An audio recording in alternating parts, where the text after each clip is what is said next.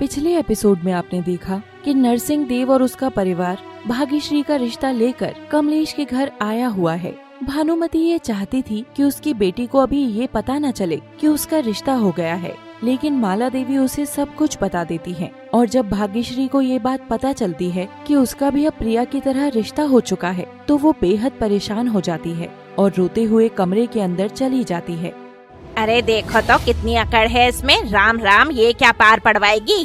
अरे नहीं दीदी, छोटी बच्ची है, बेचारी को क्या पता, समझ जाएगी धीरे धीरे, आप चिंता मत करिए। मैं आप सबके सामने हाथ जोड़कर उसकी तरफ से माफी मांगती हूँ, अभी बच्ची है, समझ जाएगी, उसे माफ कर दीजिए, मैं समझाती हूँ उसे। कमलेश और भानुमति को उस दिन भाग्यश्री की वजह से शर्मिंदा होना पड़ता है और इसीलिए वो दोनों हाथ जोड़कर नरसिंह देव और उनकी पत्नी से माफी मांगते हैं और उन्हें समझाने लगते हैं। नरसिंह देव और उनकी पत्नी का दिल काफी नरम था, वे दोनों उसकी बात का कोई भी बुरा नहीं मानते हैं और शादी की प्रक्रिया को आगे बढ़ाने के लिए कहते हैं। तो थोड़ी देर बातचीत करने के बाद नरसिंह देव और उनका परिवार वहाँ से चला जाता है। शाम होती है और माया भानुमति के घर आती है और जब वो घर आती है तो भानुमति उसे बताती है कि नरसिंह देव जैसे अमीर घराने से उसकी बेटी के लिए रिश्ता आया है।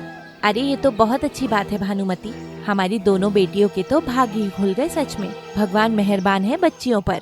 अब भाग्यश्री के घर में जोरों शोरों से तैयारियां शुरू हो जाती हैं और वहीं दूसरी तरफ भाग्यश्री थोड़ी परेशान है।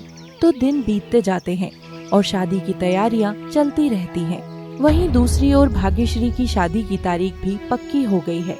उसकी और जितेंद्र की शादी अब 15 दिन बाद ही थी। भाग्यश्री की माँ उसका स्कूल छुड़वा देती है, जो कि उसे बिल्कुल भी पसंद नहीं आता, लेकिन वो अपने माता पिता की बात मानने के लिए मजबूर थी, क्योंकि उसके गांव में बाल विवाह जैसी कुप्रथा बहुत पहले से ही चली आ रही थी। तो ऐसा कैसे हो सकता है कि कमलेश का परिवार इस प्रथा को ना दोहराए। तो शादी का दिन आ ही जाता है। सभी लोग बड़े खुश थे, लेकिन वो लोग आने वाली समस्या से अपरिचित थे। शादी की तैयारियां हो चुकी थी और बारात भी आ चुकी थी। थोड़ी ही देर में पूजा भी शुरू हो जाती है और भाग्यश्री की कन्यादान की रस्म भी पूरी हो जाती है। दोनों दूल्हा और दुल्हन मंडप पर बैठे हुए थे। जितेंद्र तो उस समय मंडप पर बैठने के लिए तैयार ही नहीं हो रहा था, क्योंकि अभी भी उसमें वही बचपना ही था और वो भाग्यश्री को पसंद भी नहीं करता था।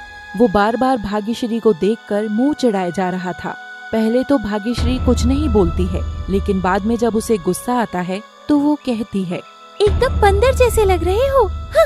और उसकी इस बात पर सभी बाराती और घराती हंसने लगते हैं। सभी का ध्यान दूल्हा और दुल्हन के ऊपर था और तभी वहाँ पर एक अनहोनी घट जाती है। पता नहीं कहाँ से अचानक से एक काले रंग का बैल शादी के मंडप वाली जगह में आ जाता है और हर जगह अफरा तफरी मचा देता है। दरअसल माला देवी की कोठी के बगल में एक गौशाला थी और किसी ने जानबूझकर उस बैल को मंडप की ओर छोड़ दिया था, ताकि वो वहाँ पर तबाही कर दे। लेकिन ये जानना बाकी था कि आखिर वो कौन था जिसने ये बेकार हरकत की थी।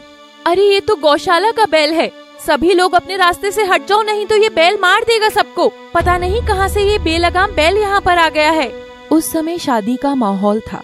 शादी में सभी लोग आए हुए थे और ये सब तमाशा हो गया था। बेचारी भानुमति तो ये सब देखकर रोने लगती है।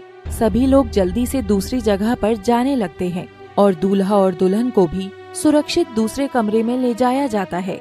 जल्दी से उस आदमी को बुला लिया जाता है जिसकी गौशाला थी और वो वहाँ पर आकर अपने बैल को पकड़कर वापस ले जाता है।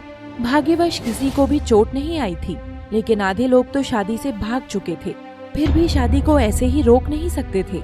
माला देवी जल्दी से शादी की पूजा फिर से शुरू करवाने के लिए बोलती है।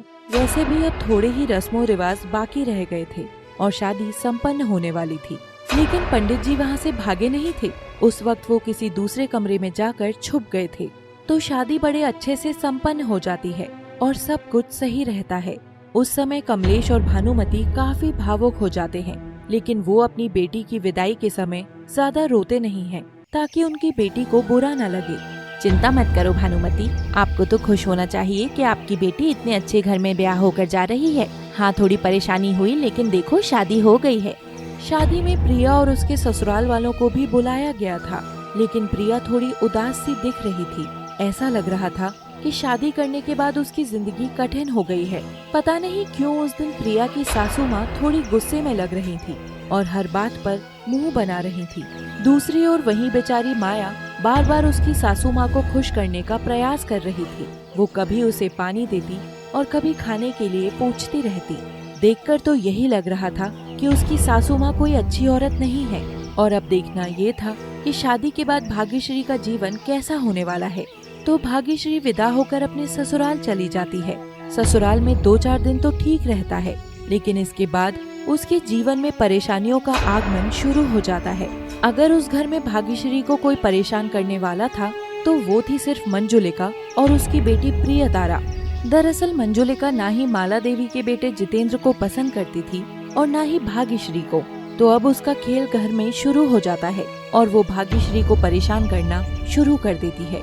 तो एक दिन जब भाग्यश्री अपने कमरे में अकेली थी तो मंजुलिका उसके कमरे में उसके लिए नए कपड़े लेकर जाती है। बेटा ये लो, ये तुम्हारी सासू माँ ने भिजवाया है। वो चाहती हैं कि ये कपड़े तुम कल पहनो, क्योंकि कल तुम्हारे ससुर के चचेरे भाई प्रेमनाथ सिंह अपने परिवार के साथ यहाँ आने वाले हैं। और ध्यान रहे, कोई भी गड़बड़ नहीं होनी चाहिए, ठीक है? जी बड़ी सासू माँ, मैं ध्यान रखूंगी। लेकिन हमारे खानदान में एक रीति है, और रीति ये है कि जब भी कोई हमारे घर में आता है तो हम उसे एक शब्द बोलकर उसका आदर सम्मान करते हैं। दरअसल मंजुलिका भाग्यश्री की बेइज्जती करवाना चाहती थी, इसीलिए वो उसे एक अपशब्द सिखाती है और वो ये बोलती है कि ये एक सम्मानित शब्द है। बेचारी भाग्यश्री को क्या पता था कि मंजुलिका के दिमाग में क्या चल रहा है, और वो वैसा ही करती है जैसा मंजुलिका उसे सिखा गई थी। रात बीतती है और सूरज उगता है और 9 बजे के बाद घर में मेहमान भी आ जाते हैं।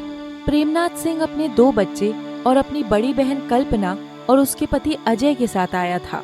प्रेमनाथ की लड़की बचपन से ही बोल नहीं पाती थी, इसीलिए उसकी अभी तक शादी नहीं हुई थी। तो उनके आने के बाद माला देवी और नरसिंह देव बड़े प्रेम और आदर सत्कार के साथ सभी का स्वागत करते हैं और वे उनके लिए पकाए हुए स्वादिष्ट नाश्ते और भोजन को उनके सामने टेबल पर रखवाते हैं। अरे भाभी जी, हमें माफ करना, हम शादी में नहीं आ पाए। दरअसल हमारी माँ की तबीयत खराब हो गई थी। अरे कोई बात नहीं, शादी में आना इतना जरूरी नहीं जितना कि अपनी माँ का ख्याल रखना है, समझे ना आप? नरसिंह देव और माया देवी अपने घर में आए हुए मेहमानों से बातचीत करने लग जाते हैं और थोड़ी देर बाद प्रेमनाथ माला देवी को उनकी बहू को दिखाने के लिए कहता है और भाग्यश्री को बुलाया जाता है। तो जैसे ही भाग्यश्री हॉल रूम में मेहमानों से मिलने के लिए आती है, वैसे ही वो उस शब्द को सबके सामने दोहराती है जो शब्द मंजुलिका ने उसको पिछली रात सिखाया था। भाग्यश्री को तो ये भी नहीं पता था कि वो शब्द कोई साधारण शब्द नहीं बल्कि एक प्रकार की गाली है। उसके मुंह से ये शब्द सुनकर माला देवी एकदम चौंक जाती है और उसे तुरंत दूसरे कमरे के अंदर ले जाती है। अब देखना ये है कि आखिर मंजुलिका ने भाग्यश्री को क्या सिखाया था और क्या होगा मेहमानों का रिएक्शन। Thanks for watching.